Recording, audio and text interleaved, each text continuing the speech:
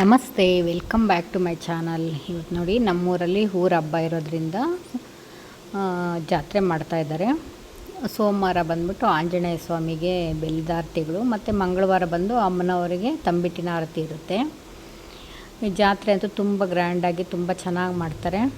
ಇಲ್ಲಿ ದೀಪಗಳು ಅಷ್ಟೇ ತುಂಬ ಚೆನ್ನಾಗಿ ಮಾಡೋದ್ರಿಂದ ಡಿಫ್ರೆಂಟಾಗಿ ಏನಾದರೂ ಒಂದು ಮಾಡ್ತಾ ಇರ್ತಾರೆ ಎಲ್ಲರೂ. ನಾವು ಈ ಥರ ಆರತಿ ಮಾಡಿದ್ವಿ ಈ ಸತಿ. ವೀಳ್ಯದೆಲೆಯಲ್ಲಿ ಬಂದ್ಬಿಟ್ಟು ಆಂಜನೇಯ ಸ್ವಾಮಿಗೆ ಇಷ್ಟ ಆಗಿರೋದ್ರಿಂದ ವೀಳ್ಯದೆಲೆಯಲ್ಲಿ ದೀಪ ಮಾಡಿದ್ವಿ.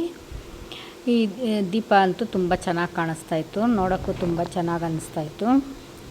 ಇದು ದೀಪ ಮಾಡಬೇಕಂದ್ರೆ ನಾವು ಒಂದು ಬೌಲ್ ತೊಗೊಂಡು, ನಾವು ಯಾವುದು ದೀಪ ತೊಗೊಂಡು ಹೋಗ್ತೀವೋ ಆ ಬೌಲ್ ತೊಗೊಂಡು ಆ ಮೆಜರ್ಮೆಂಟ್ಗೆ ನಾವು ಈ ಥರ ಮೆಸ್ನ ಕಟ್ ಮಾಡಿ ಇಟ್ಕೊಬೇಕಾಗುತ್ತೆ. ಇದು ಹಾರ್ಡ್ವೇರ್ ಶಾಪ್ಗಳಲ್ಲೆಲ್ಲ ಸಿಗುತ್ತೆ.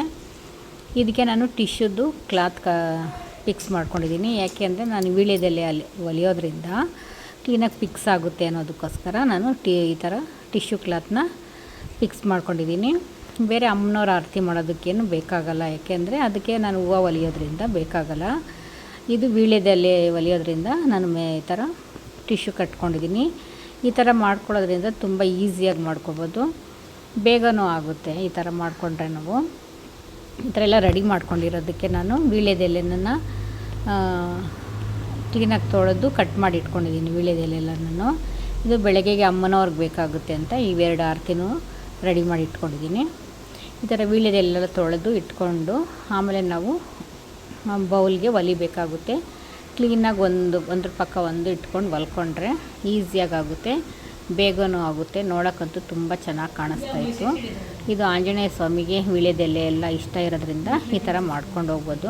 ಆಮೇಲೆ ವೀಳ್ಯದೆಲೆ ಎಲ್ಲ ಹೊಲ್ದಿದ್ದಾದಮೇಲೆ ಈ ಥರ ಸಿಂಧೂರದಿಂದ ಕುಂಕುಮ ಇಟ್ಟಿದ್ದೀನಿ. ಮತ್ತು ಮೇಲೆ ಗಳಿಗೆಲೆ ಹೂವು ಒಂದು ಆ ದಿಂಡು ಕಟ್ಟಿದ್ದೀನಿ, ಕನಕಾಂಬರದ ಒಂದು ದಿಂಡು ಮತ್ತು ಮಲ್ಲಿಗೆ ಹೂವನ್ನ ಈ ಥರ ಹೊಲ್ಕೊಂಡು ಒಂದು ಸುಮ್ಮನೆ ಈ ಥರ ಮಾಡಿದ್ದೀನಿ. ನೋಡೋಕ್ಕಂತೂ ತುಂಬ ಚೆನ್ನಾಗಿ ಕಾಣಿಸ್ತಾಯಿತ್ತು.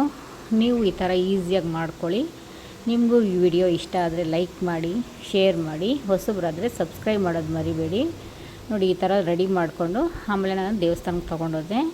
ನೋಡೋಕ್ಕಂತೂ ತುಂಬ ಚೆನ್ನಾಗಿತ್ತು. ಇಲ್ಲಂತೂ ತುಂಬ ಚೆನ್ನಾಗಿ ಮಾಡ್ತಾರೆ ದೀಪಗಳು, ಒಬ್ಬರಿಗಿಂತ ಒಬ್ಬರು ಡಿಫ್ರೆಂಟಾಗಿ ಮಾಡ್ತಾರೆ.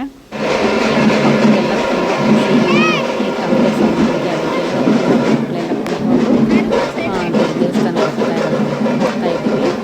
ನಿಮಗೂ ಈ ವಿಡಿಯೋ ಇಷ್ಟ ಆದರೆ ಶೇರ್ ಮಾಡಿ, ಸಬ್ಸ್ಕ್ರೈಬ್ ಮಾಡೋದು ಮರಿಬೇಡಿ. Thank you.